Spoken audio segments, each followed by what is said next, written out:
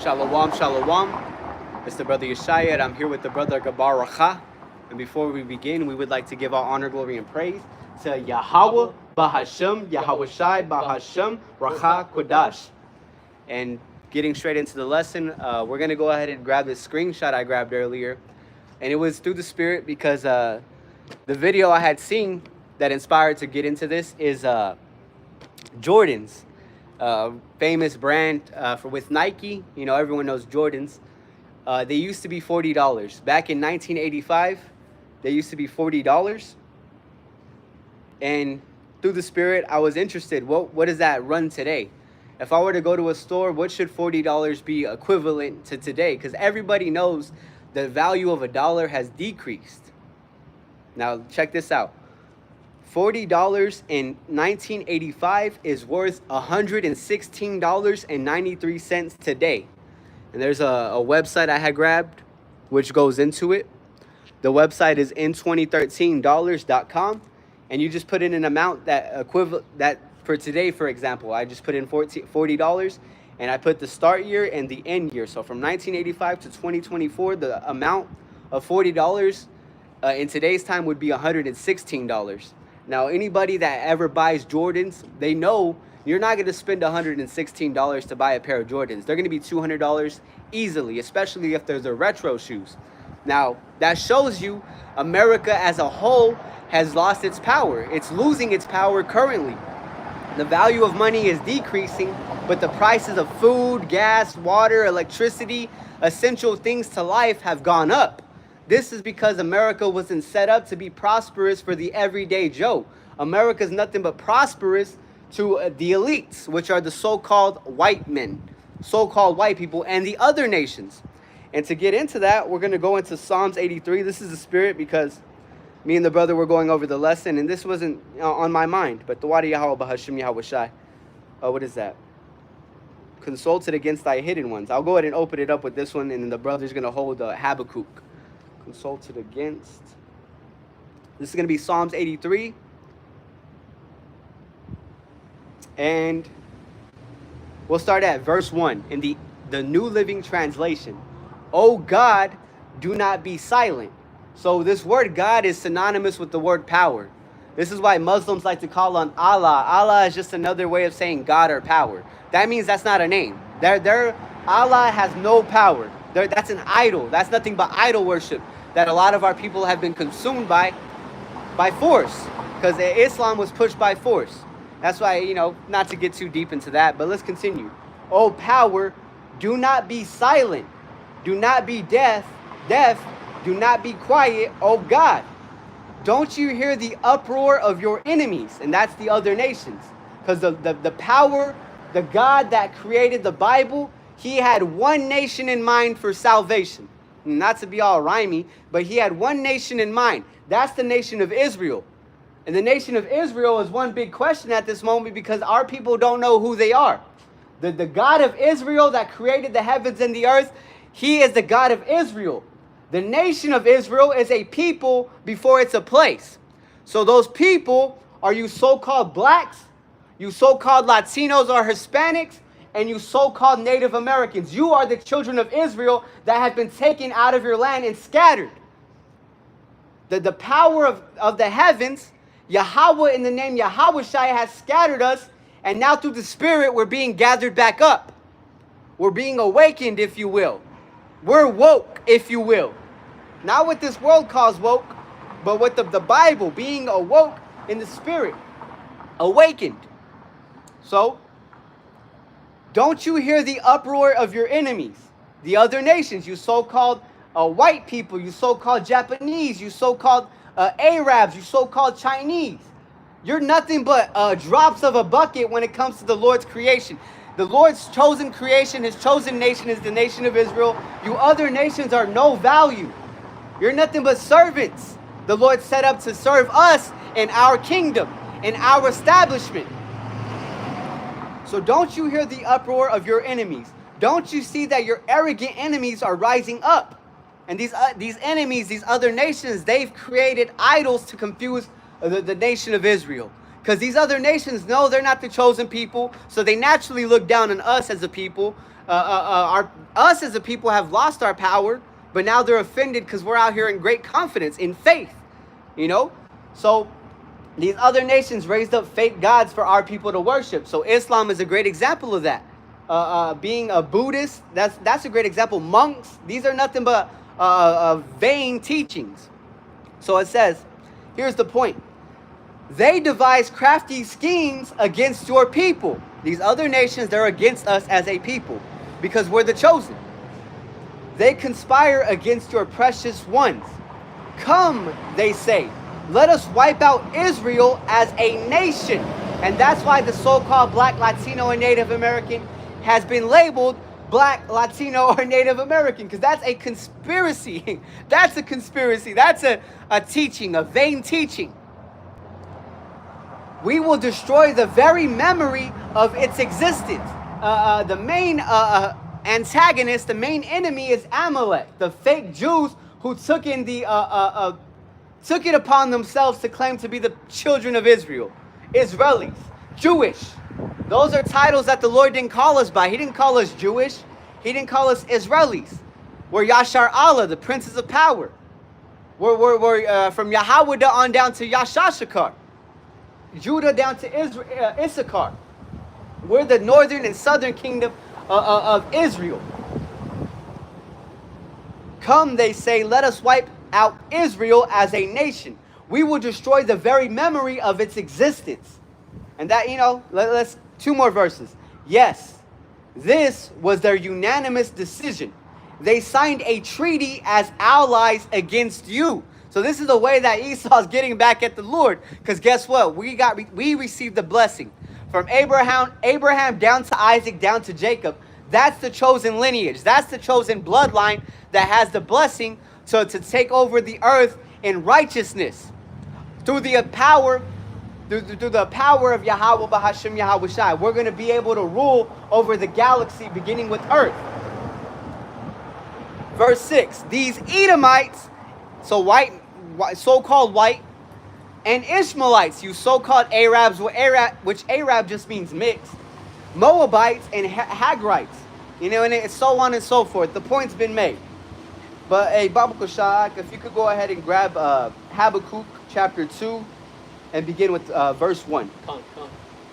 I will stand upon my watch and set me upon the tower, and will watch to see what he will say unto me, and what I shall answer when I am reproved. So reproved, when we're corrected. As a nation of Israel, we all went off. And now we had to be corrected through the spirit of Yahawah, BAHASHAM, Yahawashi. The Lord had to set us straight through men that came in before us. We all have an elder through the spirit. You see?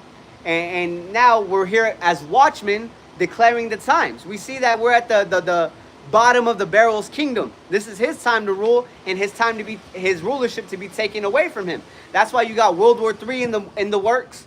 You got the MOTB in the works. You got earthquakes in diverse places in the works. You got famine brewing, famine of this word. You know, the list can go on and on. These are all indicators of the times we're in. Now, a lot of my people, you so-called blacks, Latinos, and Native Americans, you have no faith. So when I was at the plantation once, you know, word of World War III came about. And, you know, I didn't go into the truth necessarily, but I told them, yeah, it's about to happen, whatever. And all he had to say was, oh, that's been talking about for years. They always say that shit. And that's because they're scared. The majority of you people, it's easier to say it's not going to happen and go on about your business and disbelief. It takes a real man to acknowledge that shit's about to pop off. And you got to have a power on your side to make it through. And that power is only going to come through Yahawah, BAHASHAM, Yahawashi.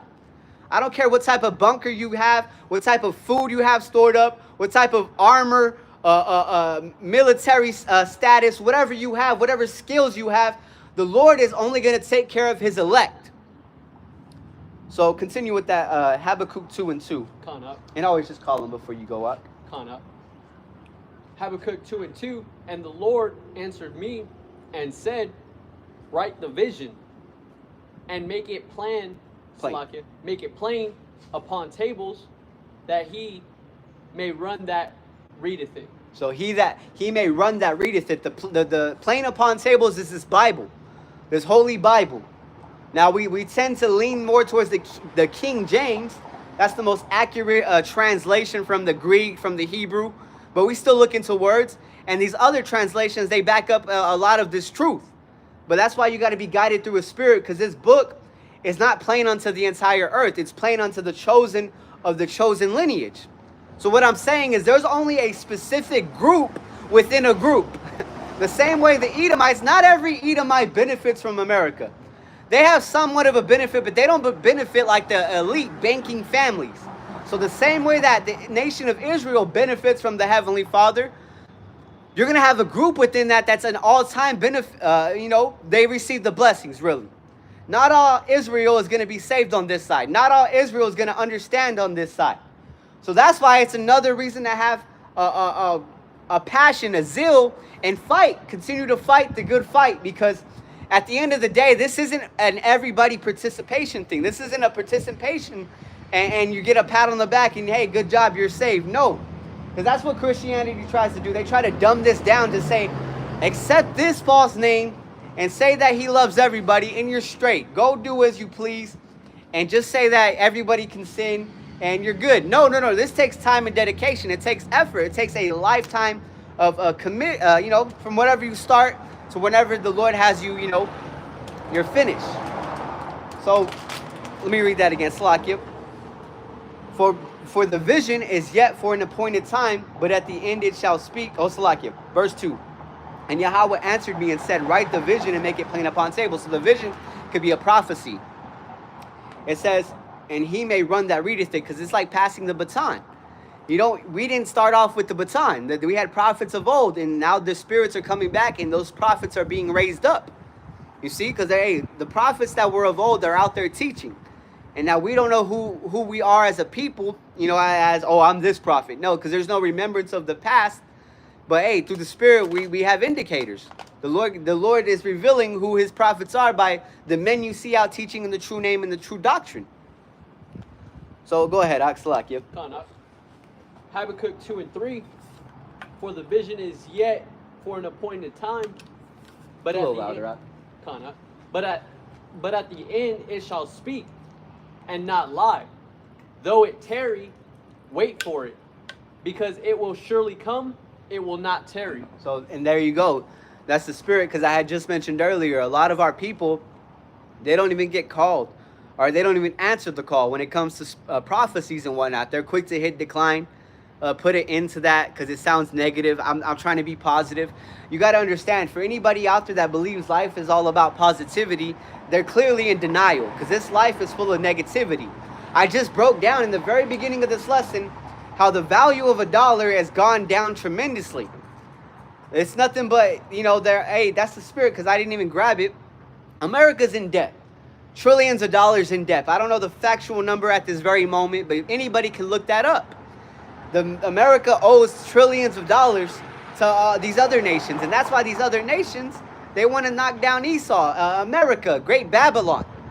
They want to see the downfall of this place, because America is nothing but a nation built on blood and lies. Now the value of the dollar is losing its power. Esau is losing his power. His military is filled with transgenders and homosexuals, whatever. It's a bunch of confusion going on right now. Now, though it tarry, wait for it, because it shall surely come. It will not tarry.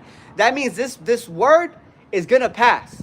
The Lord's word is going to come and pass. It's not going to delay forever. It may seem like it, because the demons will jump on you, make you think that, oh, what if it don't happen within 5 years, 10 years? That's Satan trying to get in your head and trying to make space for, doubt. Doubt is nothing but a sickness like fear. So, hey, we have to hasten the day. We have to, hope that it comes today, if not tomorrow. But we day by day pray for the downfall of our enemies and to see Yahawashi receive his throne. Because guess what? Those that are worthy are going to be partakers of that kingdom to come. They're not going to have to be reborn, because 2/3 of our people here in America are going to have to be reborn, because by default that's who they are. They're meant to be bad examples of what it means to be an Israelite on this side. The good examples are the elect, the ones that persevered through all this darkness. So let's go ahead and continue. We'll go ahead and read on down to,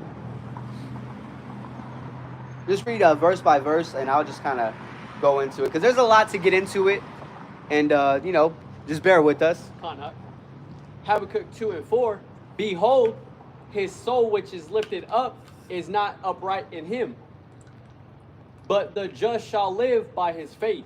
So the ones that are upright, the soul that is the soul which is lifted up is not upright in him. That man is Esau Edom. Esau Edom. Oh, look at that. Did the phone overheat? Salakia, I don't know if the camera's still running. That's Satan. I mean, come on, this shit ain't happened last week. That's the first time shit, since recently, yeah. What is it? Let me see the degree. So yeah, you can still hear the audio. Lord willing, we can continue to push. It's probably just a live stream bugging. Yeah, it's Satan, bro. So getting back into it, we're gonna ignore the footage. Lord willing, the audio's coming out clear, but we're gonna keep pushing, man. So the brother just read Habakkuk 2 and 4. The soul that's lifted up is Esau Edom. He's on a pedestal right now. The Lord's lifting him up to knock him down. It says, but the just shall live by his faith. The just is the nation of Israel, and the nation of Israel, only the remnant that believes on this side, that's going to have faith. They're going to be living. Go ahead. Habakkuk 2 and 5. Also, because he transgresseth by wine, he is a proud man, neither keepeth at home, who enlargeth his desires as hell, and is as death, and cannot be satisfied, but gathereth unto him all nations, and heapeth unto him all people. And that's why America is known as a melting pot. Every nation is damn near in this bitch.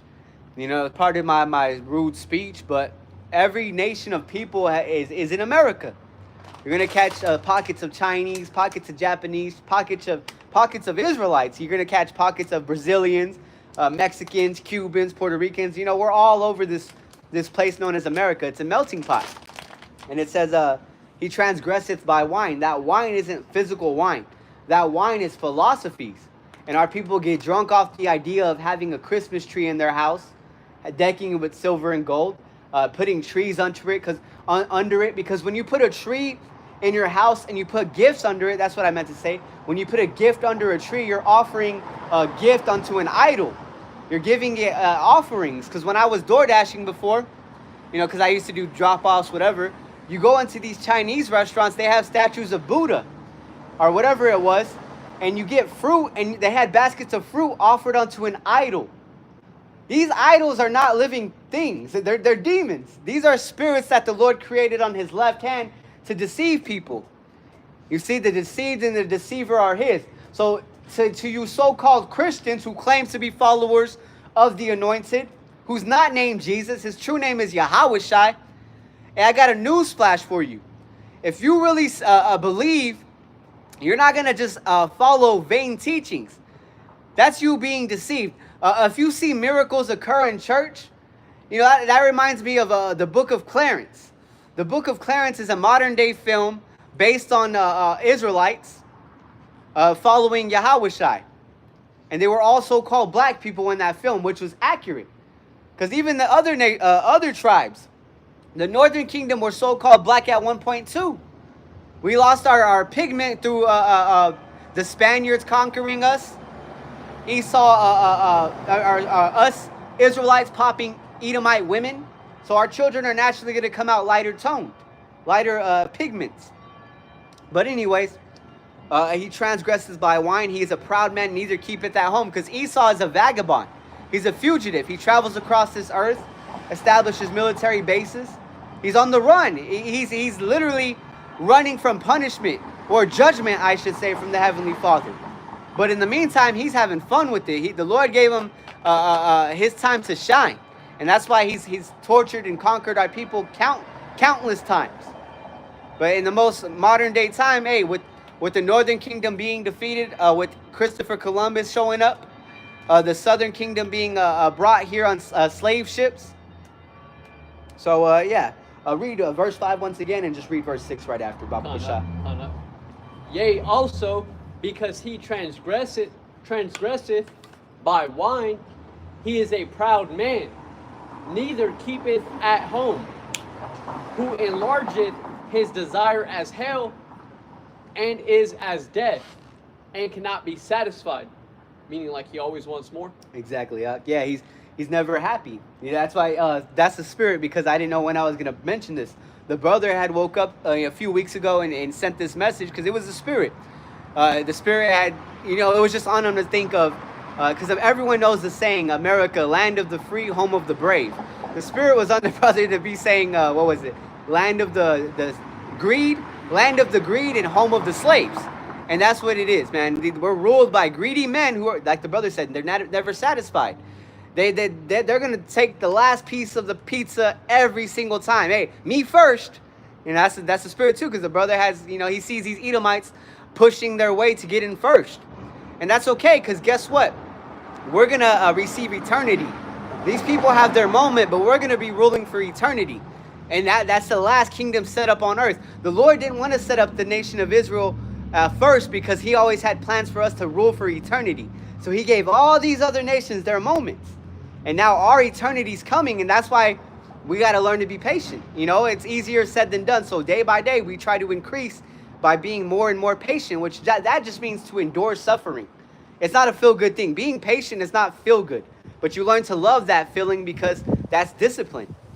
Not following up what you just said right there about waiting patiently, that Edomite, that, me first. Yeah. I was mad about it, but I let her be. And I stood behind her, even though I was technically there first. Right. And she ended up needing something else, and then my slip came through, and I got my stuff. And then, just waiting patiently. Exactly. Just let it play out. A lot of people try to force the course. When I say that, I'm talking about they try to control things. They try to, and that's naturally how we are as a people. We like to control. We like to, to have things set in a particular order. But that's why patience has to be That's why patience is needed, because how can you have everything in order in a kingdom that's out of order? From the heads on down, everything here sucks and it's out of order. And that's why we're out crying out, cry aloud, spare not, lift up thy voice like a trumpet. We have to be out here, whether there's hundreds of people or one people or no people. This video is going to get heard and listened to by somebody that's going to, take this and run with it, pass the baton. And just like we've seen brothers out before us. But, not to keep going, go ahead, I believe you left off with, but gathereth unto him. Verse 5. But gathereth unto him all nations, and heapeth unto him all people. Habakkuk 2:6. Shall not all these take up a parable against him, and a taunting proverb against him, and say, Woe to him that increaseth that which is not his, how long? And to him that leadeth himself with thick clay. So that clay is debt. And this is going into how all these people, whether it be Israelites or other nations, they're looking at America, which is ran by Edomites. They're looking at them wondering how long till that destruction comes. That's what it means when it says, woe to him that increaseth that which is not his. This land was never technically Edomites. This land was not discovered. This land was Esau came to this land knowing the northern kingdom Israelites were already here. And what did he do? Well, we know what he did. He raped, robbed, murdered our people. Genocide. He what do they call that? Whenever they start teaching your people, he indoctrinated our people. That's why you see the so-called blacks, Latinos, and Native Americans doing what they're doing. They're indoctrinated. They think we're the crazy ones when we come to our senses and start to serve the Lord. We're the bad guys. We're the devil. To people that are stupid and unaware that they're being misled. We took the blindfold off. And now we're telling you death is quickly going to come and overshadow America. And now we're the bad guys because we're warning the people. And we're going to leave it up to YAHAWAH, BAHASHAM, Yahawashi to judge. Because our people obviously can't tell right from wrong, even if it was plain in front of them. We could grab verse after verse proving how certain things that our people do on a daily basis is wrong. And yet we're crazy because we came with receipts. But that's how the Spirit works. The Lord can open your eyes and He can shut your eyes. We ain't going to cry day by day for one individual. If you ain't getting it, we're going to move on. We're only out here for those that actually can receive this message. That's it. This isn't a one-size-fits-all. So like I said, into him that ladeth himself with thick clay, that debt Esau is in. Esau is in debt. Because whenever he runs low on money, guess what he does? He prints more. So that decreases the rarity, the value of money. So let's go ahead and see what else I had planned for the lesson. So we got into that. Let's jump down to verse 12 on that, Habakkuk chapter 2. Following up with Habakkuk 2, chapter 2, verse 12. Woe to him that buildeth a town with blood, and establisheth a city by iniquity. By iniquity. Iniquity is nothing but sin on sin. So constantly Esau has been doing wrong according to the law, statutes, and commandments that were given to the nation of Israel. Woe unto him that established, what was that, by blood? By blood. Yeah, so woe means destruction, destroy, death unto him. That's what the Lord's going to do. And when you go into the book of Numbers, our book of Numbers, Salakia, book of Numbers, it's just, anyways, when you go into the book Numbers, it actually goes into the only way you can cleanse a land from blood is by the ones that shed that blood. So there's no cleansing America. This place is going to be hit by missiles. Esau is going to be taken from here and put into chains or just put to death and reborn through those slaves, because that's what they're going to be, servants. He that leadeth into captivity shall go into captivity. So Esau is going to get what he did to our people. Now, like I mentioned, so woe, destruction unto him that they found this place, they shed blood. Everybody knows it wasn't no picnic. Although they try to argue Thanksgiving is about the pilgrims, and no, man. Esau had a field day with murdering our people, taking their food, slaughtering buffalo just so our people couldn't eat and survive. They had to go to Esau. Esau's smart, man. He's smart in a wicked sense. That nigga knows how to get to you. Whether it's through music, television, food, the chemicals in the air, the water you're showering yourselves in. The fluorine, what is that? Fluoride in the water? It's in the water too. And that fluoride, the reason I mention it is because it's been proven it's gonna take away your it's gonna give you estrogen, I believe, or mess with your hormones. So you men ain't gonna be manly men. You're not gonna be willing to put up a fight. They're trying to dumb down our people. And it's actually been it's been studied that frogs turn gay from the fluoride in water. But there's a bunch of weird shit, man, because Esau's a studied man. He knows who we are. He knows the Israelites. He knows Yahawashi. So what did he do? He gave you lies. He gave you things to satisfy those thoughts. And then that still wasn't enough, because guess what? The elect of the nation of Israel are not going to be deceived, which we're in hopes of. We're putting on as the elect in hopes that the Lord is going to keep us until that salvation comes. Or even if we have to pass away in the name Yahawah, BAHASHAM, Yahawashi, we're going to come back and establish the kingdom as the first, first risen. But let's go ahead and drop Habakkuk. We're going to go ahead and jump into Amos, chapter 9, verse 8. Just a quick point, because, this place is done for. Con, up. You want to read that? Go for it. Amos 9 and 8. Behold, the eyes of the Lord. All caps. You could say Lord power. It's however. Lord power are upon the sinful kingdom, and I will destroy it from off the face of the earth. Saving that I will not utterly destroy the house of Jacob, saith the Lord. So the Lord, He's looking upon this sinful kingdom. Now, at one point, this was a direct relation with the nation of Israel, because we're a kingdom of people, and the Lord looked at us in disapproval, because we went off. We as a people, we all started worshiping false gods, false deities, false idols, whatever you want to call it. We started going off and going against the law, statutes, and commandments that keep us in tune with Yahawah, BAHASHAM, Yahawashi. So he had to send Yahawashi. So yeah, he had to destroy us as a people, and then he sent Yahawashi as our Redeemer. And the ultimate redemption is going to be with him physically appearing and physically saving us. Because right now we're spiritually being woken up. We're spiritually being saved. But you go to work, man, people ain't going to tell you, tell a difference. They're going to have to try your spirit and be like, hey, man, this dude don't smoke. He don't want to go get tattoos with us. He don't want to kick it with us. He don't want to talk about that man's woman like we talk about that man. We're different because that's spiritual. We're trying our best to move how Yahawashi moved. That's the best way to honor the Lord.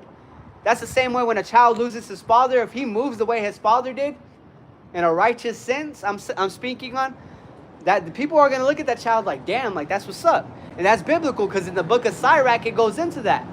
If somebody dies and they left behind a son, that son could carry on that father's legacy. You know, like as a business, for example. Me and the brother buy vehicles from this one father-son dealership. And we know, hey, man, if that father passes away, there's a good chance his son's going to move just like his father. And it's an Israelite. It's a northern kingdom. So the Lord, he gave us loopholes and, you know, ways to move. But yeah, so that's a great example right there. That son has that opportunity to carry on his father's legacy. But hey, this is not our salvation. The Lord don't care about what type of business you have. You got to be about his business. You know, we'll have our, you know, setups in the actual eternity that's going to be set up on earth, this heaven, this order that's promised unto us to be set up on earth. That's not this time. Right now we're in Esau's disorder. His misbehavior is popular amongst our people. So continue. Yeah. So going back to it, the sinful kingdom can be multifold. Us as a people, but right now we're getting it because the sinful kingdom is America. Go ahead and let's jump to Nahum chapter 3 verse 1. I'm gonna load up this video I wanted to share while you do that. Nahum 3 and 1. Woe to the bloody city! It is all full of lies and robbery. The prey departeth not. And there you go. The prey is Israel. This place is laden with sin and robbery. We mentioned it earlier. Sin is just transgression of the law, but robbery, this place was taken from the northern kingdom Israelites. The whole earth, really, because the earth was established for us. That's why when you go into the word Eden, Eden just means paradise. At one point in time, this whole earth was a paradise. Everything was proper. The animals weren't grieving. The earth wasn't grieving. But hey, this earth misses us ruling. You know, the animals will even gather around me and the brother when we're out studying by the lake. You'll see all types of animals show up and they smell the incense. You know, whatever. You know, they miss us ruling. That's why Noah, he had a heavy spirit on him to gather all the animals. People don't believe in that, but that actually happened. Just like Adam, who Yahawashi was, because Yahawashi lived multiple lives, Adam was naming all the animals. Noah had rulership over the animals, but we lost this. This was part of us losing our connection with our power. That's the spirit too, because a brother's video I seen that was from years ago. Some brothers, I want to say GMS Chicago, were teaching at a park, you know, just doing a lesson. And two dogs came up barking, ready to attack them. And they for some reason, they just turned around and went away. That was the spirit. The Lord was protecting them. So obviously the footage isn't, we're not actually seeing the footage on the camera, but there's this video I found. If you look up Phyla or Phyla Brasileiro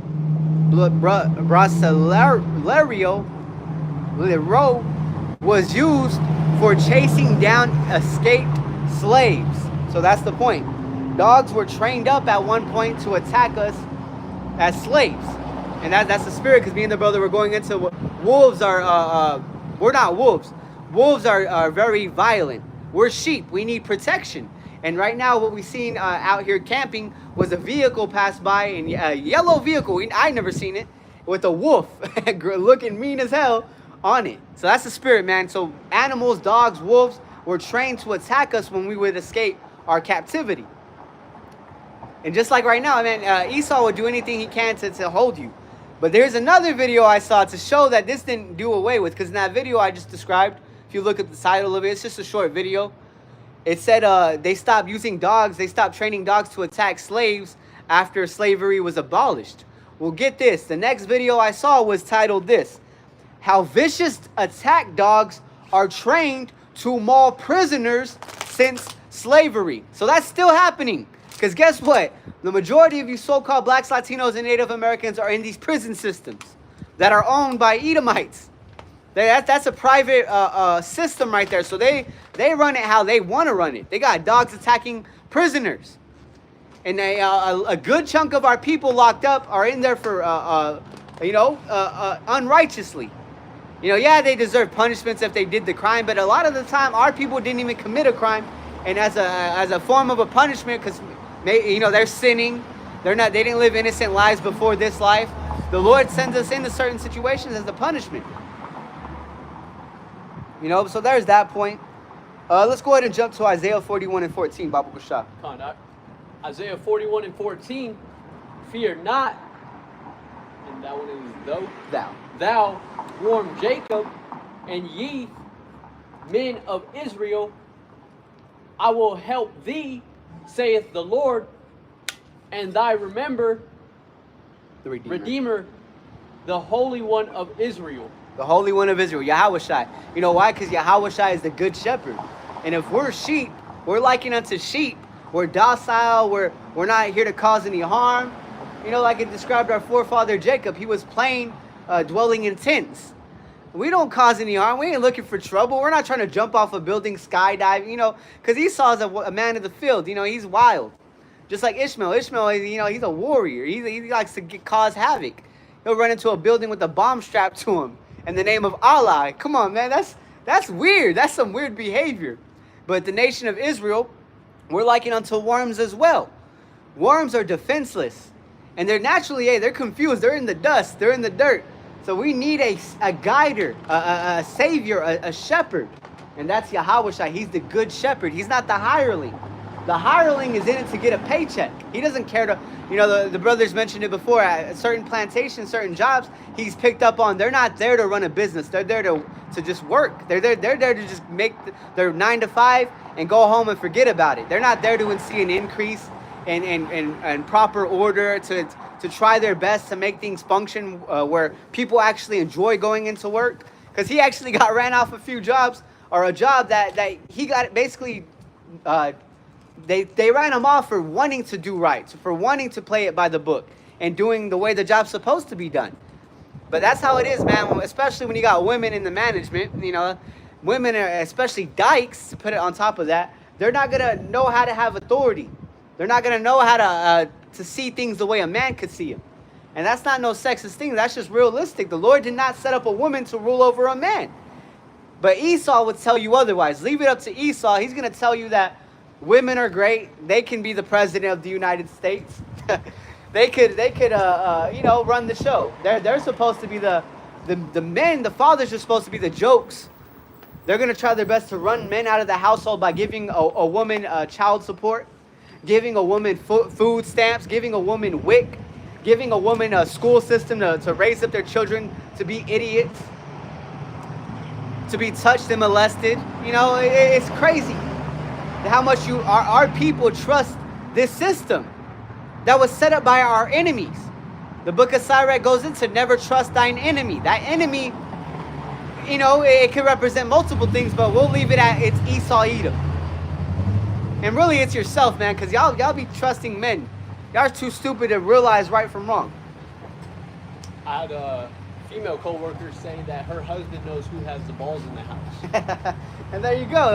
The brother in GMS Boston, he had made a comment one time, but the elder, Salaki, I don't know his name off the top, there can't be two opinions.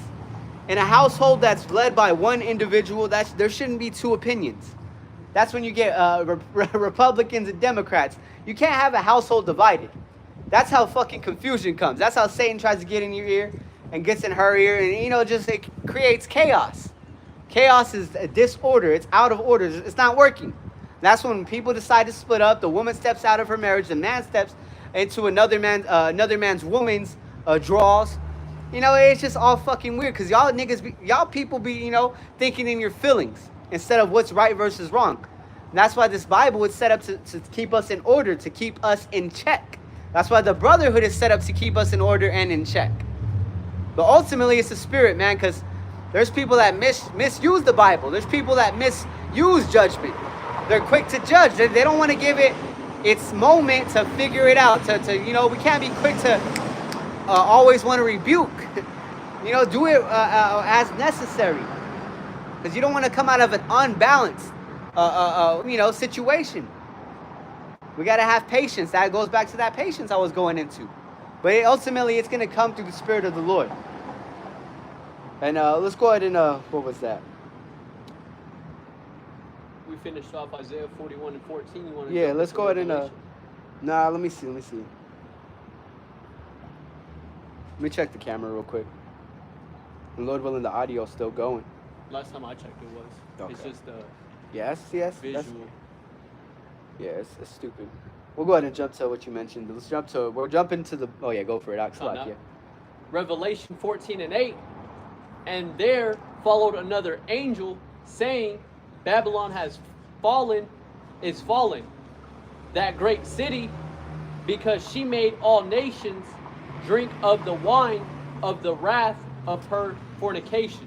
And there you go, the wrath of her fornication. So America is known as Babylon in the Bible. When you break down that word Babylon, it just means confusion. This is a land of confusion. Nobody knows what's going to happen next. But when you go into the Bible, it's telling you this place is going to be killed and destroyed. And the only way to get up out of it is by the hands of Yahawashi. And that takes effort right now, because everyone's going to want to be saved whenever he shows up. But who's actually preparing for that moment? It's just like a vacation. You don't just wake up one day and go to the airport with no booking of an airplane, and then go in and jump on the plane, and you don't have money, but you're somehow going and spending a week out in Hawaii. Come on, man. That's not how life works. You got to be prepared. You got to come ready. And that's what you see on a worldly sense. You see people with their countdown apps. 41 days before we take that cruise to Jamaica. Come on, man. We don't have a time. And that's even a bigger sign that we have faith, because we don't have a countdown. The Lord didn't say, thou shalt count 331 days before thou. No, man. It's all through faith. And the indicators that we see through the Spirit of the Lord, man, the prophecies, man. I'm not going to go on all day about, because the main focus is you got to know who the Lord is to even prepare. Let's keep it basic now. You got to know who the Lord is, who his chosen is, who he's going to save, and then go from there. You can't take it all in one sitting. You're not going to come up to brothers and have one conversation and you're sealed to be saved. No. I mean, the Lord has it how he has it. He'll have mercy on whom he'll have mercy. But our people should not get this sense that you just being nice to us is going to get you saved. We're not out here to sell false hopes. Pipeline, dream, what do they call those? Empty dreams, whatever. We're out here to tell you, get to work through the Spirit. Start to pray. Start to fast. Start to cut out bad habits. ASAP.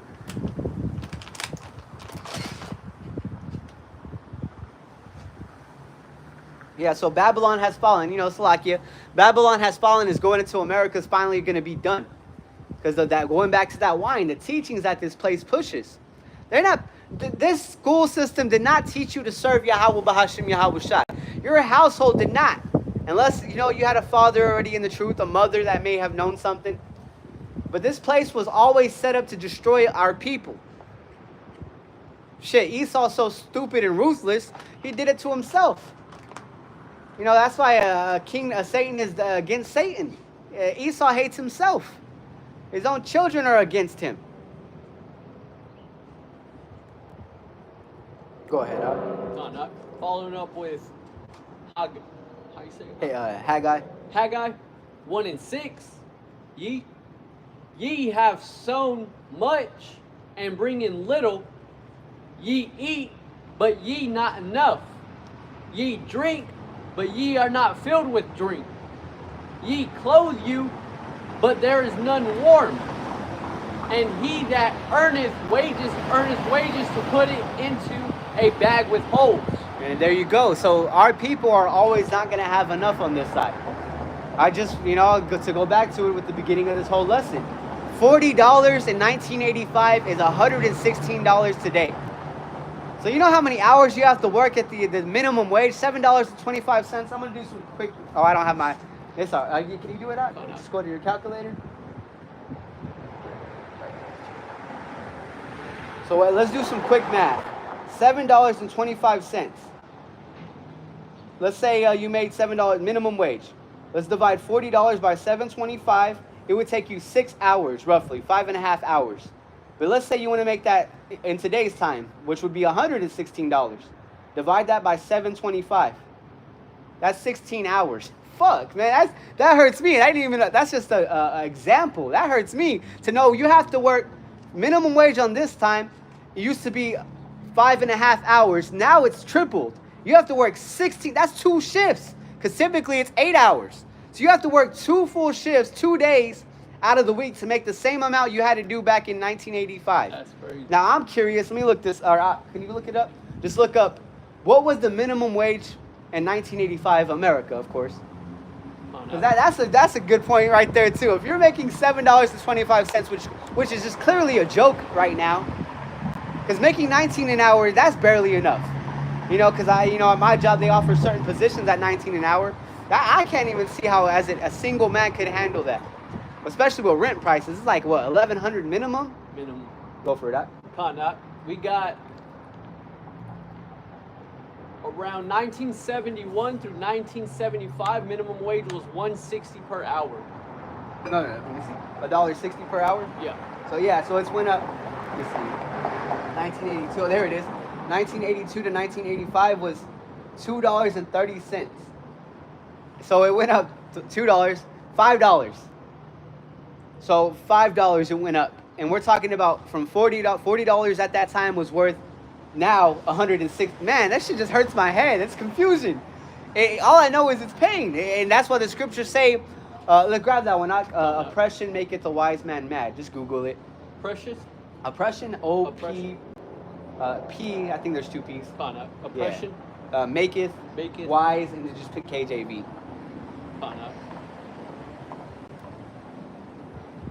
We got Ecclesiastes 7 verse 9. Surely oppression maketh a wise man mad, and a gift destroyeth the heart.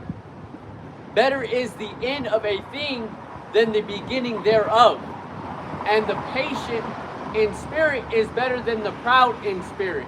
And I think that was it, though. Yeah, because it's going to go to 9. But yeah, so that was the point. Ecclesiastes 7 verse 7.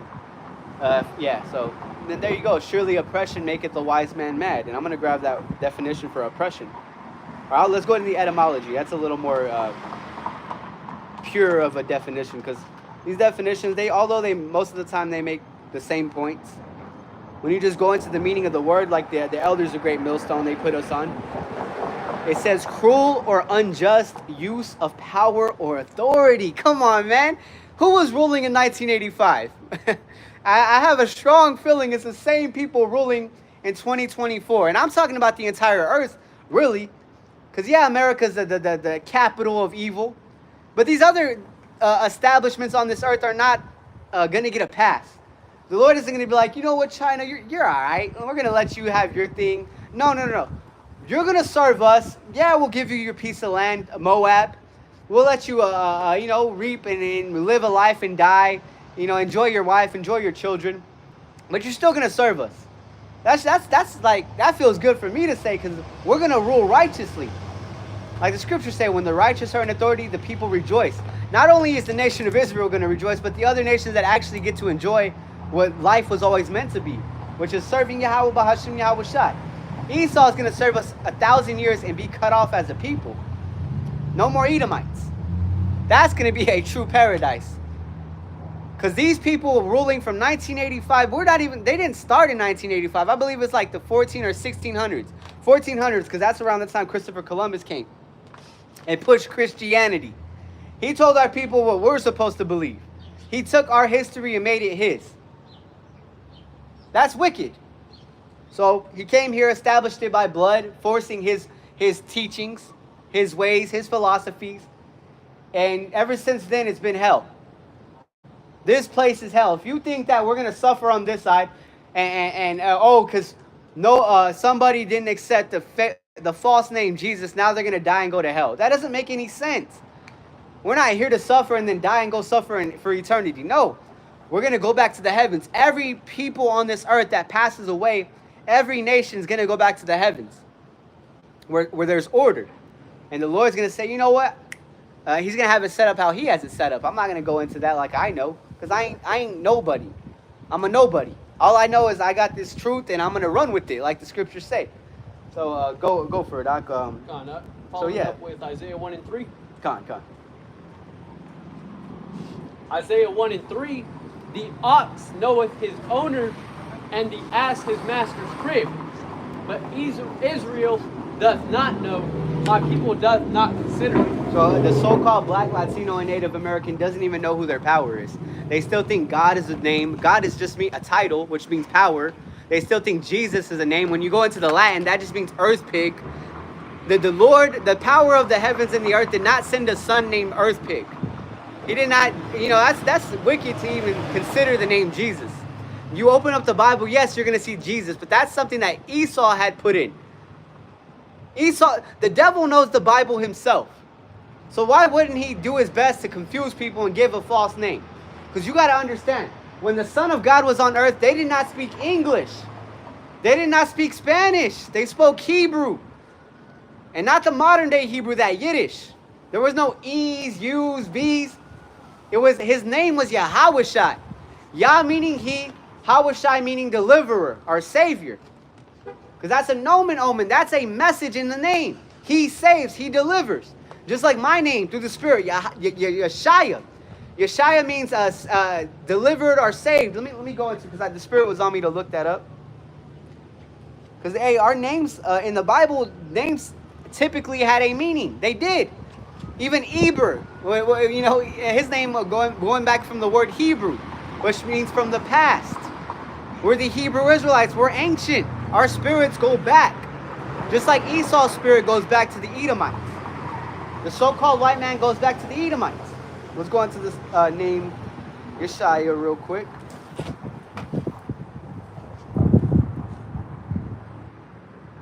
Or Isaiah. It says, a major Hebrew prophet of Judah in the 8th century who taught the supremacy. Let me see if it even mentions it right here.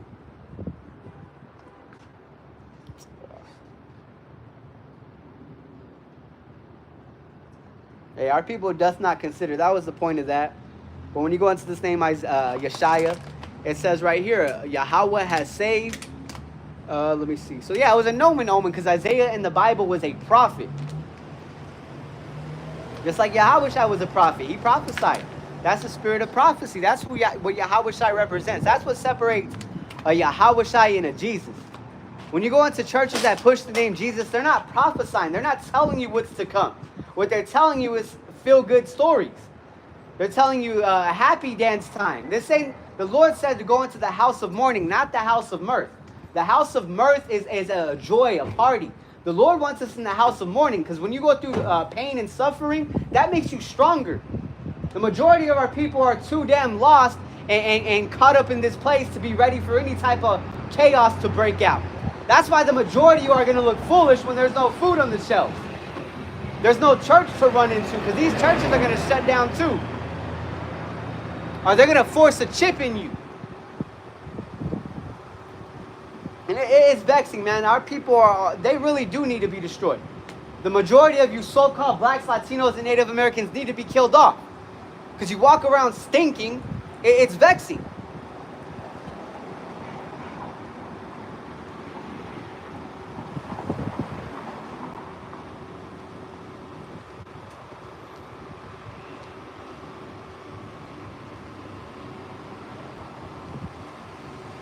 Hey, since we read Isaiah 1 and 3, go ahead and we're going to jump to a curse with Deuteronomy 28:17. Come on up. Deuteronomy 28:17. Cursed shall be thy basket and thy store. And there you go. It's plain, straight to the point. The Lord put a curse on us as a people. These curses are indicators on who his people are. And it ain't no Israelite that runs the majority of these stores, these local convenience stores, these companies. Yes, you have Israelites that have certain companies, but you got to be wicked as hell to be of some sort of status on this side. Because the Lord, he set this place up to really destroy us. And that's one of the curses, with the value of money decreasing. They made no count of our labor, whether it be spiritual labor, because these people don't value what we're doing right now. And they made no count of the labor, our physical labor at the plantation. Because here it is, what is it, 1985, 95, 2005, 2015, 2025. 40 years later, from 1985, when the minimum wage was $2.30. 40 years later, now minimum wage is $7.25. But yet, the cost of food keeps going up. The cost of gasoline is going to go up. And no, you can't just blame a fucking president. You got to blame the whole system. The whole system is messed up. Because this whole system is ruled by Edomites. It's not ruled by Israelites. And even if it was, our people destroy themselves, man. They don't know who their power is. That's why we grabbed Isaiah 1 and 3. The ox knoweth his owner, the ass his master's crib. Two of the dumbest animals have more of a significant value compared to the majority of the Israelites. Because they don't know where their homeland is. A lot of our people just say Africa. The southern kingdom's caught up on Africa. They're caught up on being an Egyptian. Those Egyptians don't give a crap about you. And they're not the Arabs. The Egyptians were Hamites. They're not Israelites. You could go into the Zondervan Compact Bible Dictionary and get into that if you'd like. Ham was not the so-called Negroes. The so-called Negroes were not Ham. The Hamites. Because the so-called Negroes, the southern kingdom, they came from the lineage of Shem. When Noah got on the boat, he had his 3 sons with him, Shem, Ham, and Japheth. And we came from the lineage of Shem. And so did Esau. So that's why you got to know the ins and outs when it comes to the Bible. To the best of your ability, whatever measurement the Lord gave you. You don't know something, it's the best thing to do is just admit it. And then go study it. Because it's one thing to admit it, but are you going to actually go and try to inquire or acquire that necessary information for the next time? But let's go ahead and, what was that? What did we just read out? Salakia? We just finished reading Deuteronomy. Yeah, go ahead and go to, because, hey, we're pretty much, we made the point. Our people are cursed. Our people need salvation. So how can they obtain salvation? Jump to 2 Chronicles. 2 Chronicles 7 and 14. If my people, which are called by my name, shall humble themselves, and pray, and seek my face, and turn from their wicked ways, then will I hear from heaven, and will forgive their sin, and will heal their land. There you go. And we gotta, that's step 1. Humble yourselves. Admit you're wrong. You can't fake that. Because if you're going to continue to be wicked, the Lord's going to see that. He's going to see right through your fugazi, your facade. Because it's one thing to appear as a righteous man, but it's another to actually be that righteous man. Our people get scared of that, man. Because the moment you tell them you stop eating pork, they start looking down and try to find a nitpicky thing. Well, why did you still do this? Why did you still... Man, come on. Why the hell are you still worried about me? Figure your shit out. Like... Our people got to worry about themselves. I told my woman before this truth, when we first, kind of came around one another, if everybody handled their business, there would be so much less problems in the world. But what you see, especially with the so-called Israelite, the Israelite woman, the so-called black Latina, Native American woman, what you see with them is they're always in somebody else's business trying to fix their problems because it makes them feel good about themselves and it makes them forget about their situation.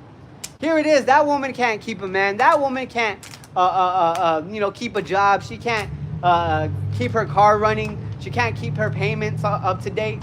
And she's going through hell, but yet she's worried about what Sarah's doing up the street and how she's suffering because her baby daddy hit her.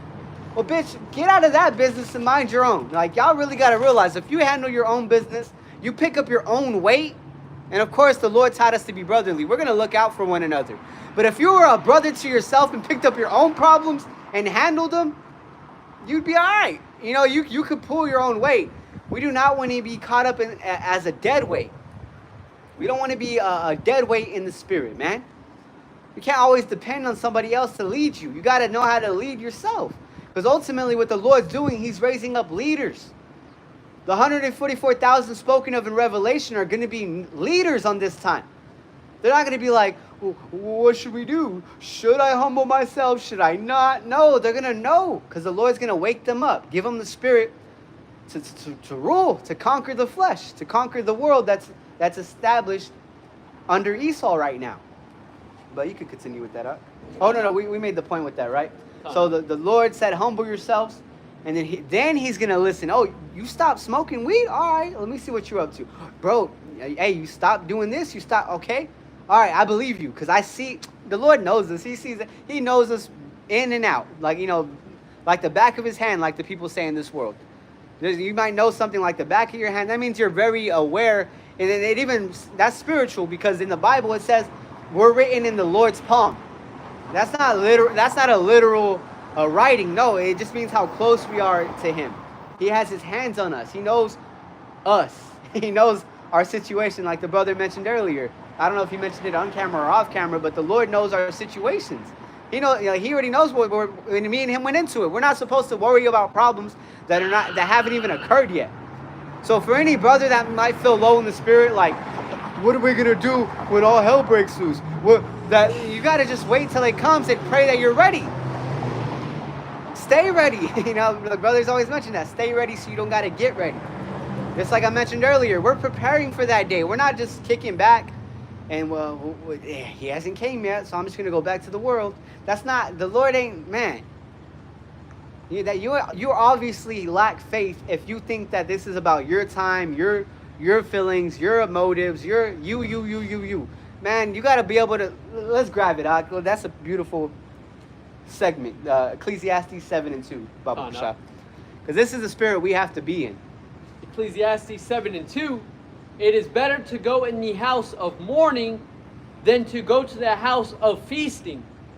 For that is the end of all men, and the living will lay it to his heart. And there you go. The end of all men is to be distracted, to have fun, the house of mirth. Yeah, don't get me wrong. It sounds nice. Oh, I want to have some fun. I want to chill. I want to be able to enjoy my time. But that's where people get caught up. They get caught in highs and lows. You got to be a man of balance. That takes the spirit of the Lord, because the Lord is a just balance, a just power. He's not going to have you going through too much, and he's not going to have you going through too little. You have one good day, you're going to have a bad day. You know, it's going to balance itself. And you can't get caught in the good or the bad. You got to be ready for the next thing to come. You're having a good time, all right, prepare for the bad. You're having a bad time, all right, prepare for the good. You're always going to have something to keep you occupied on this side. You're worried about your next lesson? Study, and the Lord will guide you through the Spirit. Listen to brothers. Faith comes by hearing. Talk to brothers. That's part of the hearing. You got to hear brothers speak. It trips me out sometimes, because it's really the Lord guiding us, man, because there's things we say we don't even remember we said. And it's like, damn, like the Lord, he's like touching on that to let you know. That's passing the word. He may run that readeth it. You know, that comes with hearing too, because we have to read this Bible out loud. That's why sometimes it is good. Throw on the audio Bible. You know, you're not able to sit down and read, throw it on the audio while you're working, if the Spirit, if the Lord allows that. But go for it. Did you finish up with Ecclesiastes 7 and 2? I believe you're right on to 4, right? Not to 4 yet. Okay. Go ahead and read on to 4. Ecclesiastes 7 and 3, sorrow is better than laughter, for by the sadness of the countenance the heart is made better. So for your face to show that you're unhappy, your mind is made better because you're paying attention. You catch everything when you're pissed off. Your woman does something to piss you off, you're going to see, why are you doing this? Why are you doing that? Same thing with the bosses at work. If you're a boss at work, you're going to notice, just basically when you're serious, you're going to catch more than you should. I mean, not more than you should. It's like you're going to catch what you need to catch. So when you're happy, this is why I made mention of it earlier. You're distracted. You look up the word fun, it just means distracted. Yes, sometimes it's cool to handle your business and then just chill, drink some YAHAWAH and whatever the Spirit's on you to do. Listen to some instrumentals, go for a walk, get some exercise, whatever. That's good, because that's you striving. That's you struggling for a win. When you go into the word win, it just means to struggle. You cannot get a win without struggling. And that's where Christians mess up, because they think they're going to go to church, have fun, go home, have fun, and the cycle is going to continue and they're winning. That's not how you win. That's how you lose. Because there you go to that Catholic church and they're touching on your children and your children are crying to you, but you don't want to believe it. Yeah, they're scared because the pastor threatened them, whatever. A bunch of corrupt shit going on, obviously. But you're caught up in that house of mirth, the congregation of the dead. We're in a valley of dry bones right now. The majority of our people are dry. They have no spirit. They have nothing to offer when it comes to righteousness. Go for it, Doc. Come on, Doc. Ecclesiastes 7:4. The heart of the wise is in the house of mourning, but the heart of fools is in the house of mirth. And there you go. If you're a wise man, you're going to be more serious, austere, as Yahawashi was described. If you're a fool, you're going to be laughing, giggling, smoking weed like that group. That shit pisses me off. And that's because the Lord put us in situations before the truth, and now we know what it's like to stand on that other side. Now we can say, I know exactly what these people are doing. They don't know what I'm doing, and that's power right there, because we actually went through some hell. The Lord set us straight. Now we're here, the YAHAWAH, BAHASHAM, Yahawashi, and now we see right through their fucking bullshit. We see through you people, and that's why you don't want to come up. That's why you don't want to repent, because the Lord sees through it. The Spirit is on us to see through your BS. We have to be done with feeling sorry for ourselves and make some changes. There's things you could change on this side to get right with the Heavenly Father. But you have the cojones, the balls. You got the testicles to do that. You got the guts. You got the courage. Because a lot of y'all don't. It's easier said than done. And this is why the Bible goes into the nation of Israel loves them with their mouth, but their heart is far from them. They don't think about these things. They do little to no thinking. And I have to be around 2/3 to even remember that sometimes. Because I be in my own world, I get around a 2/3, and I remember, damn, y'all really don't be thinking about anything. I'm jumping back to Isaiah 1:3. My people doth not consider. You got to consider the Bible. You got to consider who you're praying to. You got to consider these things. You got to put in thoughts. But that's only going to happen when you're struggling. If you're always prospering, no wonder Edomites think they're the shit. The Lord isn't punishing them yet. Yeah, here and there they get little judgments. Or big judgments. Their child passed away right in front of them. That's tough. But hey, nobody's ever perished being innocent. So, but the majority of Edomites, those curses are going to jump to them at this moment. They're transitioning. All the struggles that the Israelites are going through are starting to be passed over. And guess what the Israelites are doing? Why the fuck you crying? We're looking at these other nations. Why are you crying? You know how much I have to deal with at home for you to cry about you lost $250,000 this month? What the fuck does that even mean to us? Like, $250,000 will change our life. 250,000 will, not even really. It's like me and the brother we were mentioning earlier. Houses, it's like $1,100 just to rent. So buying a decent house in a decent neighborhood at this time, 100, I would say roughly in this area, San Angelo, Texas, 150,000 plus. So really 250,000, that's really gonna just pay you to buy a house, pay all the taxes, and that's not even saying, man, fuck, this place is hell. You win the lottery, they're gonna take a percentage of that. Even though it's your money, you won it. They're going to take a whatever percent, 30%, whatever it is, 40%. Esau likes to fucking put his hands in everything. And that's what me and the brother were going into recently too. Every type of job you have, it don't matter if you're getting paid under the table. Esau is getting your money. You go buy something at the store, there's your tax. You go anything, bro. It doesn't matter. Esau is getting his. And what he's doing in return is feeding your children pork chops, pepperoni, telling them to celebrate Christmas. God loves everybody. Who cares? Have fun. Do it without will. Whatever you think you can do it as long as you're happy. No, the Bible doesn't teach that. The Lord that created right and wrong did not teach us to do whatever makes us happy. He said, do what makes him happy. In return, he'll take care of you. That's only fair. We got to serve our masters, just like the job. And just like our women. You want to have a happy relationship, take care of your man. Just like us men, when we go to work, if we want a good job, we want to have a decent job, we got to take care of the job, man. But there is, know your limits. You don't want to carry a bunch of dead weight. But, you know, not to go and continue in my rant. But yeah, so like the scripture went into, the house of mourning is the where you need to be. I was told once to take care of what takes care of you. That's the spirit. You know, I never heard that. Me and the brother have a lot of conversation. But yeah, take care of what takes care of you. Now, not to disregard what the brother mentioned, but the Bible does say the wicked think like that too. You Esau will take care of the wicked of Israel. But he knows the righteous, the brothers out here teaching, we're the threat. We're the problem. So the wicked of our people will do the same. Sinners will take care of sinners. It takes a real man to, you know, put on and, you know, try his best. Because, like, you know, our parents, for example, aren't the most, they're not righteous. They're not right. But we still have to show compassion because you don't know who the Lord wants. And you also, you know, don't want to dishonor your family, you know, so quick. You know, we still exercise humility. That's why going into the house of mourning, that's humility. It takes humbleness. Just like at the job, just because you get into it with the boss doesn't mean you got to walk out and quit. A lot of the times, the hell we catch is from our own stupidity. You can't blame Satan for everything. Like you said, I believe it was last camp, Bach, you said you never want to mess with, you don't ever want to mess with, you don't know who the Lord's favorite is. Yeah, exactly. Because we don't know. That's the same thing with brothers. You don't know. Just because the brother may be going through some hell and acting a little weird. You don't want to just disrespect the brother, cut him off. And hey, the Lord's not happy with you because you could have picked that brother up. So yeah, it's all about balance. That's why I mentioned it earlier. If we could all carry our own weight, that would be beautiful. But right now we can't. Some brothers need the help. Some brothers need some money. Some brothers need this. They need that. They need your time. They just need a conversation.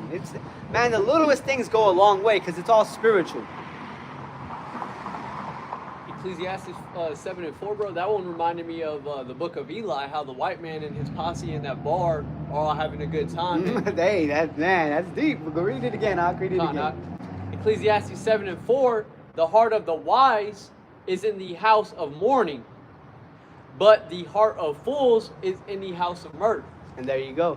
And it is beautiful you mentioned that because there's balance with that. In the beginning of that film, you see Denzel find some boots. One man's trash is another man's treasure. He found a dead body with some boots, and he took the boots and he started to, you know, dance a little bit. But that was just the intro. The rest of the film, he's very, very austere, which shows we're deeper than just what you see, man. Yeah, you may see brothers crack a joke, but the majority of our time, we actually try to just carry on in that spirit of being serious.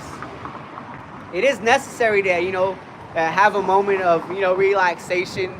You got to maintain. But that's not very frequent on this side. That's why the scriptures speak of departing, for it is not your rest. Now, what the brother mentioned was, you know, brothers have seen it, I'm sure. In the book of Eli, those Edomites were turning up because they got paid for the books they collected. After people that were killing. Exactly. They were murdering for books. That's Esau, man. Murdered men. Murder man. And that's like what was that verse we just read about the city being filled with blood? Nahum, what was that? 1 and 3? Let me make sure. Nahum 1 and 3, I believe. God. Oh, 3 and 1. Salakia. I swear I have like some sort of demon that's like known on this side as dyslexia. Because it doesn't happen often, but a lot of times I flip those numbers. Which proves right there, we're unlearned men that the Lord sends out. We're the men that people look down on, but yet we're the ones out here in the spirit breaking down the Bible the way it's supposed to be broken down. We didn't have to go to some cemetery school like the famous words of Apostle Tahar.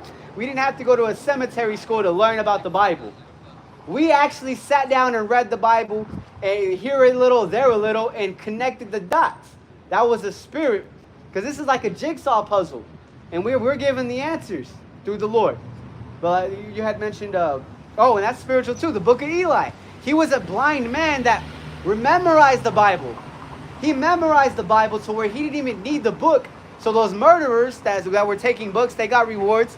And since Eli was so tuned in that house of mourning, he was ready for trouble. He was anticipating trouble to come. You know, but he did get small wins. He got some new boots. Or, you know, not new, but he got boots on his feet. You know, and that movie goes off too, because the people that get distracted by that type of stuff, they're going to think, oh man, it's Jacob's trouble. I got to go kill cats and eat them. No, that's going off. That's going against what the Lord stood for. And that's showing you lack faith. If you think we're going to eat dogs and cats in the kingdom, that's going off. Even on this side, we ain't going to be eating rats and mice, pigs. But go for it, Doc. We finish Ecclesiastes. Yeah. Let's go ahead and jump. We got Luke 18:10. Yeah, let me go ahead and what time we got? We're at about 1 hour and 16 minutes. Let's keep going, you know, through the Spirit. Yeah. Let's go ahead and go into Luke 18. Luke 18? Yeah. Spirit's flowing, huh? Yeah. I'm surprised people are out here. Sunday nights in San Angelo is pretty dead. We try to be out here in the mornings, but you know, plantation, you know, we're still in hell. We're in captivity. Luke 18:10. 2 men went up into the temple to pray. That one a Pharisee and the other a publican. The publican is a tax collector. The Pharisee was a man that studied the law. You know, he was aware of what the Lord's teachings were. And the tax collectors were looked down on. They were looked at as oppressors. Like they're just coming around to kill the party, you know, take away your happiness, take your money, whatever. So these 2 men came to pray, and newsflash, these are Israelites. No other nation can pray.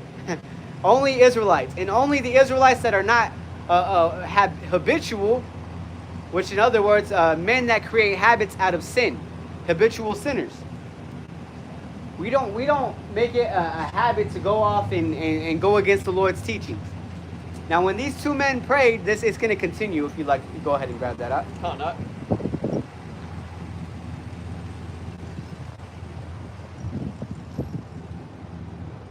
Following up on which one? So would you read verse 10, right? Yeah, verse 10. Yeah, go with 11. Luke 18:11. The Pharisee stood and prayed thus with himself, God, I thank thee that I am not as other men are. Extortioners, unjust, adulterers, or even as this publican. So he started puffing up. Knowledge puffeth up. He knew right from wrong. So instead of being in fear of the Lord from taking that information from him and giving it to the next man, he was boasting. Lord, I'm thankful I'm not like these guys smoking weed. No, I admitted it earlier. We came from certain walks of life before this truth. Now we can be grateful we're not in that, but we also can't ignore the fact that the Lord can't bring them in. That's why we're out here. We have to be accessible. The Lord has his men out here to be accessible. We're not hiding in buildings. We're not hiding from the people. We're out here. So even dumb people could pass by saying, who are they talking to? Like last week. All right, I believe it was last week. But yeah. Like, hey, newsflash, idiot. You have ears. Come and listen. But you're too busy, right? Too good for a moment of inquiring. But hey, it must have been an Edomite. And if it wasn't an Edomite, well, hey, they better repent. But let's go ahead and I'll grab the rest. I'll let you do your thing. Let me grab Luke for continuing the Luke for the brother, just because I had him read a lot. Finish off on 13. 13, got the water. Well, we finished off on 12, starting with 13. So Luke 18, verse 13. No, it's 12, my bad. That's all good. I'll grab 11 once again. The Pharisee stood and prayed thus with himself, God, I thank thee that I am not as other men are, extortioners, unjust, adulterers, or even as this publican. So he pointed out the fact that there was a publican there. and talking down. So it says, I fast twice in the week. I give tithes of all that I possess, which is honorable. We're supposed to move like that. And the publican standing afar off would not turn up so much as his eyes unto heaven. So he was so ashamed, he didn't even want to look up to the skies, the heavens, but smote upon his breast. So he was crying on his own chest, saying, God, be merciful to me, a sinner. So basically, forgive me, show me, mercy. I tell you this, and this is Yahawashi speaking, it's in red letters. I tell you, this man went down to his house justified rather than the other. For everyone that exalteth himself shall be abased, and he that humbleth himself shall be exalted. So to know this information is not a reason to puff up and feel like you're better than the man that's not in the truth. Because the man that's not in the truth could take your spot and be brought up higher than you were, ever. That's why humility is necessary. Being in the house of mourning is going to keep you humble, because you're not all puffed up.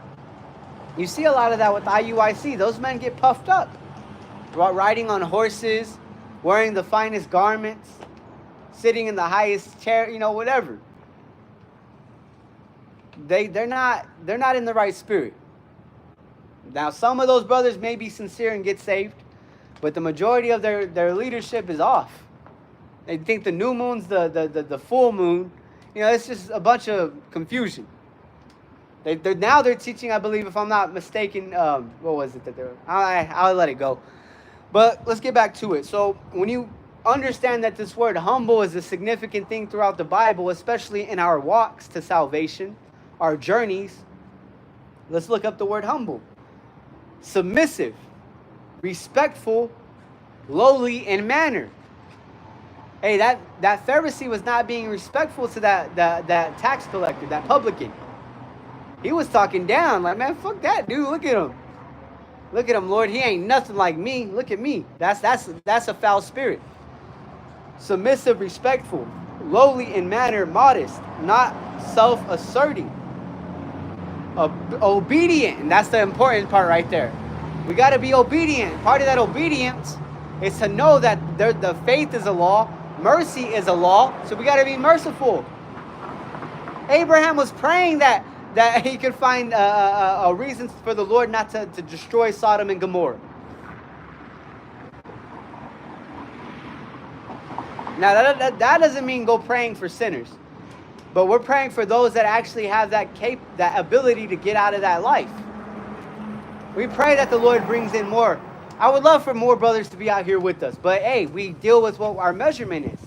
Brother, the Lord wants 2 brothers out here, 2 brothers. 1 brother, 1 brother. 1 is better than none. And the more the merrier. But really, Yahawashi was sending them out in 2s. Because 2 brothers, hey man, angels are with us. The Lord, hey, he's in the midst thereof.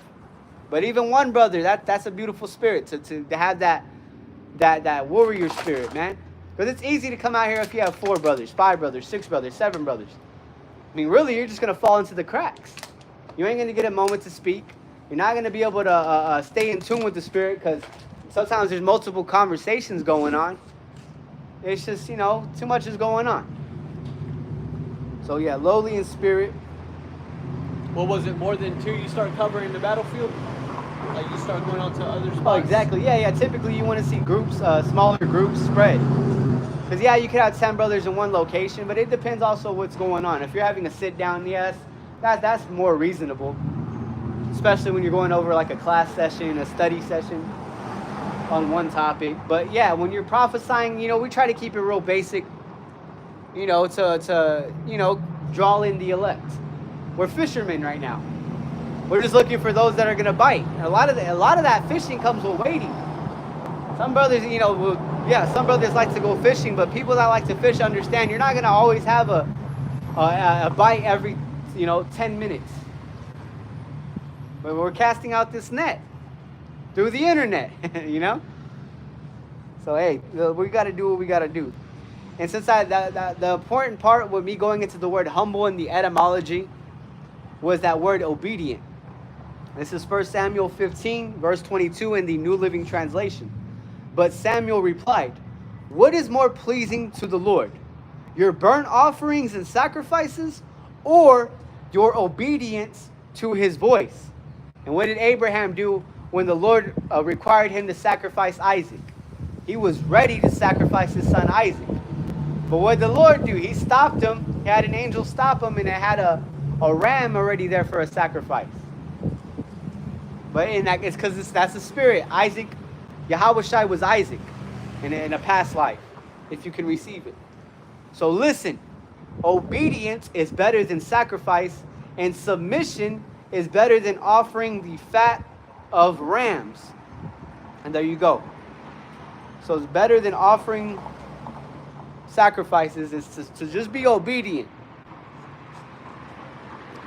You see? Rebellion is as the sin of witchcraft. Rebellion just means you go against it. The Lord said don't do this, you go do it. The Lord said do this, you don't want to do it. That's just working against the Lord. You're not with him. Like Yahawashi said, if he's not with me, he's against me.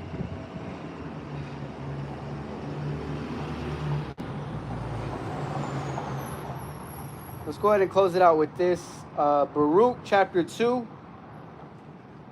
We're just going to start at the top, see where the Spirit takes us, and wrap it up.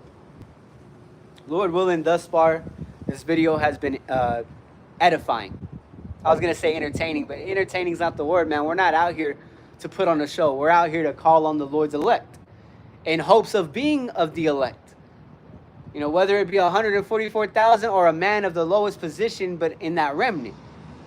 Whatever it is, man, we just want to be with the Lord. That's what this is about. Yeah, it's the Spirit, the YAHAWAH, BAHASHAM, Yahawashi.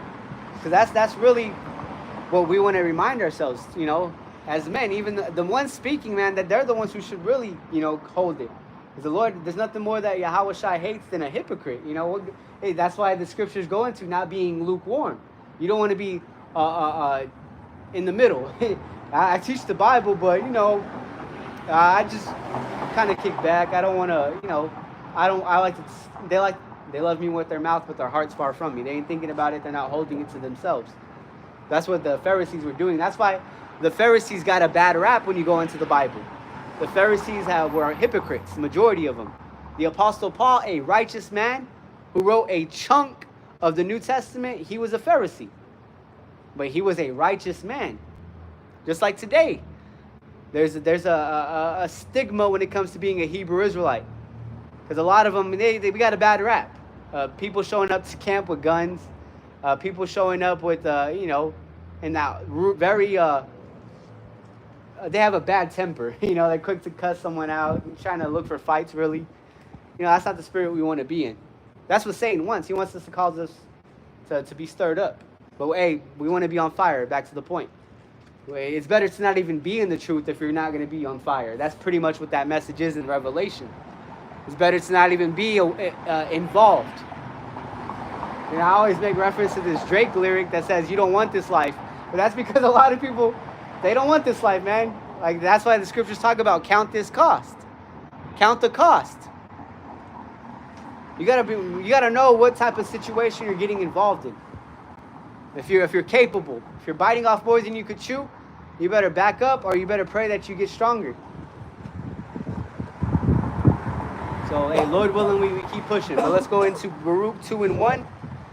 Therefore the Lord hath made good his word, which he pronounced against us Israelites, and against our judges that judged Israel, and against our kings, and against our princes, and against the men of Israel and Judah. So the northern kingdom received the punishment, and the southern kingdom. And why did we receive punishment? It says to bring up upon us great plagues, such as never happened under the whole heaven, as it came to pass in Jerusalem, according to the things that were written in the law of Moses. Because it was a promise. You didn't do right, here are the curses. Deuteronomy 28, verse 15 on down to 68. Those are the punishments or curses that are spread across the nation of Israel. Not every single individual Israelite has all those curses. It's spread to whatever the Lord deemed right for each individual. Each measurement we all received for disobedience. Verse 3. that a man should eat the flesh of his own son. Cannibalism. That's happening. It's about to come back with the famine. A lot of you fat Israelites are going to want to eat your own children. That's how bad you're going to be. How much suffering you're going to feel. You're not prepared. You're not fasting. You're not honoring the Lord. So the Lord turned his back on you because you turned your back on him. And now here he is reaching out through his men, the prophets. And if you still deny him, well, so what? The Lord will deny you. And the flesh of his own daughter. Moreover, he hath delivered them to be in subjection to all the kingdoms. So as servants, we're all subject to, as servants to these kingdoms that have been since Adam's rulership and Solomon's rulership. Now we've been constantly serving other kings that are not of our own nation. It says that are round about us to be, and that's why you hear in the Bible, love your neighbor, because around us were other nations, but within the community was us, Israelites. We were loving one another. Not like, oh, what's up, buddy? Give me a hug. No. Hey, Ak, you good? Y'all got food? All right, cool. Hey, I'm cooking. You want to come through? Hey, you need some money? Here's some money. Oh, you need a ride? All right, let's go. That's love. Hey, Ak, you need to come over to my house for the Passover? All right, come through. You wanna study and do our thing? Let's go prophesy. That's love. That's an act of love. Hey, you wanna hop on the phone and just catch up? Let's do that. It says, go, you got something? Yeah, go for that. I remember one time you had told me, and it always stuck with me since then. You had invited me to something, and I believe it was a little cookout, and you told me don't bring anything except yourself. Oh, that's yes. And I, yeah. Bro, that was like the most comforting anything like anybody could really ever say, you know, because when you're invited to somewhere, you don't want to go in empty-handed. You know, I even told you, what y'all need, bro, drinks or anything, and you told me, nah, bro, just come through, you know, with yourself. Yeah, that's deep, and that's how the Lord wants us. And, you know, like, Christians like to push that come as you are shit, but no, you gotta cleanse, get rid of all those demons, which is, it's only possible through the Rawchaa, the Holy Spirit. The Lord's making us ready for Him, but at the same time, we're getting ourselves ready for Him. You know, if you can understand that. So the Lord, He ain't asking us to, hey, bring $1 million and you can have access to the Spirit. No, it's more about just you come and eat. You come and eat this Word. You come and read this Bible. You come and listen to what the elders have to say. You know, the prophets. And you got to take it and run. That's the gift of the Lord right there, man. And it is cool, man. The Lord, like I said, we came from all different walks of life. And now here we are, you know. And whether people understand it or don't, the Lord does. We do. Now we got to hope He doesn't take this understanding from us. Because, hey, He could just give our plate to somebody else, you know, our reward. But let me go ahead and continue with verse 4. Moreover, He had delivered them to be in subjection to all the kingdoms that are around about us. And our people, they've fallen in love by being beaten. They have Stockholm syndrome. Esau wants them to do this, they're going to do it. As soon as, you know, the Israelite woman's man tells her something, a Jake, oh, to hell with you. You're always trying to control me. And like the woman and the brother that runs Endure These Last Days, there was a woman in a clip he shared. The woman says the trash man tells you to bring the trash out on a Thursday. She'll say, yes, sir. She ain't gonna, why the fuck you ain't pick it up Friday, Tuesday, Wednesday, you know? No, she's like, yes, sir. That's the mentality our women should be in. But as these curses that I mentioned earlier, that's how our women think. That's how our men think. Oh, Lord, you told me you were going to be coming very soon. It's been 6 hours. It's been 6 months. Come on, bro. The elders, you know, I'll give it to them. They've been doing this for 30 plus years. So what is my little 2 years? What is that? 1,000 years with the Lord is 1 day on 1 day in the heavens. 1,000 years here on earth is 1 day in the heavens. That's how fast time is going. But to us, being in this weak flesh, it feels like, you know, especially when you're younger, it feels like an hour is fucking 5, 6 hours. Especially in the plantation. Yeah, when you first start working, because now when you're older, you stay busy. You know, you figure out tricks to make the day go by faster, trying to stay focused. Like I was telling the brothers the other day, I don't even like taking lunches because it makes me remember I got to go back to work. I'd rather, yeah, take it at the end, or if you don't have to take it, don't even take it. Get the job done and go home. Like, You know, or do what you can before your time's out and then get out of there. Because, yeah, man, but everyone teaches their own. You know, that maybe just Yashashakar, that spirit of Issachar on us. Because we're Issacharites, you know, through the spirit. We like to work, you know. We like to stay busy, handle our business. And you know, mind our own, you know, because that's just what it is, man. You could just focus in on work, but school, there you go. 8 hours in the school system, man, it felt like torture. Especially you don't got your friends in your classes, so-called friends, because half them dudes are gone. You know, when I say gone, I'm talking about spiritually, man. You see these dudes turn into worse and worse. Especially if they find out what we're involved in, because then they start to learn a little bit, and then they go back to their bullshit. As a dog returneth to its vomit. That's what the Bible goes into. Because anybody that grew up around dogs, if your dog is sick, it's gonna go and eat its own vomit. So that's why the way the Lord in the Bible describes men going back to the world. You come into this truth, you learn the true names, you learn to stop doing certain things, and you say, to hell with all that. I'm gonna go back to what I know from when I was younger, or what my dad taught me, what my mom taught me, whatever the church taught me. You're gonna become worse. You used to smoke weed. Oh, now you're doing heroin, meth, until you overdose. You know, the Lord's going to take those demons and multiply them if you go back to the world. Because you gave up. You know, but yeah, like the school system, it feels like forever. Especially when you have some type of brain and you realize it's all the same bullshit every day. It really is just an excuse for the government to have money coming in and your teacher just to chill on her ass. Because most of the time she ain't doing much. These people aren't in it for, you know, to teach. They're in it to just make a bag, whatever small bag that they glorify.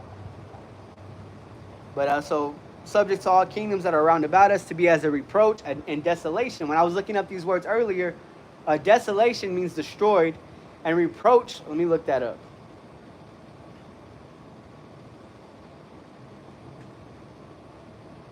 Disapproval or disappointment. So we're a disappointment, especially as the Lord's people. People look at us now and like, those are the Lord's people? Come on, man. Look at him, man. He don't even have a shaved face like Pastor Ray. He don't have a nice hairline like Pastor Bobby. Like, nah, because we know the Bible. We're not in this to look good. We're in this to actually be what the Lord called so-called good, or actually called good. So we can be so-called good. Because even Yahawashi came in that spirit of, hey, I ain't good. The Heavenly Father's good, which proves they're not the same being. The Heavenly Father's Yahweh. His son that was on earth was Yahawashi. So, and desolation meant, like I mentioned, a state of complete emptiness or destruction. And that the dry bones. There's no life in our people. And I was telling the brother the other day, I went to the store to get some socks. And I was just looking for dry fit, you know, something where your feet sweat, you know, especially at the plantation, you're on your feet all day. You don't want your feet to be all sweaty. So I was looking for dry fit. And little did I know when I got home and put them on, the literal brand name is Alive. So I took that as spiritual. Like, man, I didn't even know. Here I am rocking socks that say Alive. And I only looked for them because they said dry fit. Because there was other socks I was looking at. As soon as I noticed it had no so-called technology or fabrics that kept your feet from being real sweaty, I was turned away.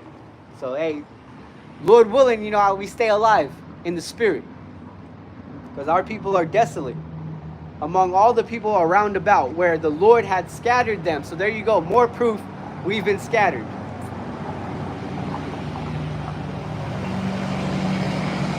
Verse 5, thus we were cast down and not exalted, because we were proud. We thought we knew it all. We thought we were above the law, above the Lord. And not exalted, because we have sinned against the Lord our power. We weren't fearful. We weren't fearing the Lord. We were fearing, oh, Esau told me to eat pork, so I got to eat pork. Esau told me to stop praying to Yahweh, BAHASHAM, Yahawashi. I got to stop. That's a weak spirit.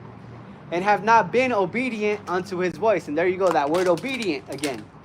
Unto his voice. His voice isn't a literal voice you're going to call or hear in your head. You know, sometimes it could be that, you know, don't get me wrong. I tell you, the way the Lord chooses to deal with certain individuals, you know, I'm not saying they have a direct line. Hold up. Everyone go talk to the brother over there. He knows how to call the Lord. No, it's more just spiritual. And we were going to wait to physically hear his voice whenever he shows up. through his son and, Yahweh, actually, we can be in the presence.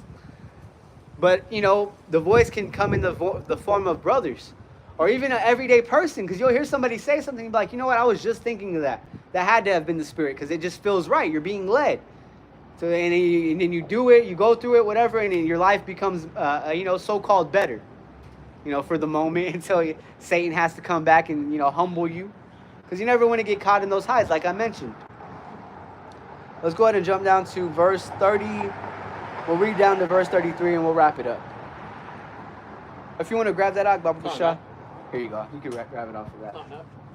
What are we starting off of? Verse 30. Down to 33. Come, Babu Kusha. Baruch 2 and 30. For I knew that they would not hear me, because it is a stiff-necked people. But in the land of their captivities, they shall remember themselves. And you can hold that out. So the Lord knew we were stubborn people. And he knew the only way for us to realize where true power was, where he was to go through hell, captivity. To serve other nations is the only way we were able to be like, hold up. Why the fuck I gotta serve this dude? This nigga don't even wipe his ass right. He smells like shit. He don't even wash his hands after he takes shit. I be in these restrooms at the plantation and I see these nasty niggas. And they're not even niggas, but they're the real niggas, these so-called white men. Take a piss real quick and walk out the restroom like nothing happened. And when you take a piss in, certain situations, that shit splashes. It's disgusting. But hey, we gotta wash our hands, keep clean. These people are preparing your food. This place is hell, man. So the Lord put us in hell so we can realize, hold up. Man, this makes sense. Those brothers out there teaching, that's it right there. There's nothing else out here. I've looked and found nothing. Go for that. To wrap that up real quick, yeah. I've seen those same people that, go in the bathroom and do their business and walk out without washing their hands, touching that door handle. Oh, there you go. You know what I mean? They touch that door handle, go out and shake someone's hand. But you that washes your hand, that's why I do my best to, not even with that napkin I'm drying my hand go. with, to use that towel to open up the same door that they use without washing their hands. And that's natural for us to feel a sense of cleanliness, because brothers have gone into it. Cleanliness is godliness, because that's setting things in order. It's easy to walk into the house, rock your shoes all dirty, muddy, and not give a damn. And then a year later, that shit's disgusting. You don't even want to, step foot in that house because it starts to smell a certain way, or you just got used to it. And somebody shows up talking about it stinks. But to keep things in order, you're throwing the trash, you're doing the dishes, you're mopping, you're scrubbing the floor, you're taking your shoes off before you go into the house. And then your people trying to tear you down, crabs in the basket. Oh, you're Chinese now? Yeah, I'll give it to the Chinese if that's what it takes. They be taking their shoes off. That's why the scriptures say Moab is wash pot. Like he's gonna wash our dishes and shit, man. The Chinese, but That's what they call them, wash pot. Like something along those lines. We'll grab it some other time. But Lord willing, if a brother made it along all the way down to this end of the video, Babu Kusha, comment that precept. But yeah, the Lord described him as a cleaner basically. And so cleanliness is godliness. The brother made me think of a few more examples real quick. I had this Jake at the plantation, which I think he was a fruitcake. And that's probably why the Lord just made us lose our jobs, because they shut down the plantation. But I was happy for some reason. I was just like I expect that shit. That's why the Lord, it is cool to be in the spirit, because you see it coming before it actually happens. So we lost our jobs. But anyways, at the time, he was telling me this burger joint that actually got shut down too, that's all spiritual. That burger joint got shut down, but he said he went there to eat one time, and the man had mechanic hands. Dirty, cut up, bloody looking hands. And he was preparing burgers with no gloves. And you're having to pay top dollars, because that wasn't no McDonald's. That was a truck, a food truck that charges, because they have a reputation to uphold, and they have decent food. But that nigga was disgusted. That Jake was disgusted. And what else that came to mind? Esau. There's a video out there. I'm not sure if brothers came across it. A Shedemite woman recorded her husband or boyfriend. I'll say husband, because if she's sleeping with him, that's her husband. She recorded him after he got out the shower to expose. She put soap under every body wash and conditioner, and she went into the shower after he showered and showed that there was no sign of that soap being moved around, that soap disappearing from water splashing, whatever. And he got out the shower a nice, clean-looking dude. He looked put together. He looked like an Edomite. That's what I'm going to say through the Spirit, because this is what he did. He didn't wash his ass, but with water. And there's another video I've seen before where an Edomite woman said she only washes her hair because the soap will drop down to the rest of her body. That's just weird, bro. Like, that's enough of that, but because that shit just pisses me off. But, you know, you live and you learn, I guess. My own fucking nephews didn't know how to wipe their own ass. So I'm over here having to tell them how to do it. 9, 10 years old? Yeah, 9, you know, them niggas, you know, they didn't even know how to wipe. They still don't, because you'll see the toilet paper all crumbled up, like they fucking made a ball to shoot like a basketball, but they use that shit to wipe. It's just weird, bro. So it's just something you have to actually experience it sometimes to realize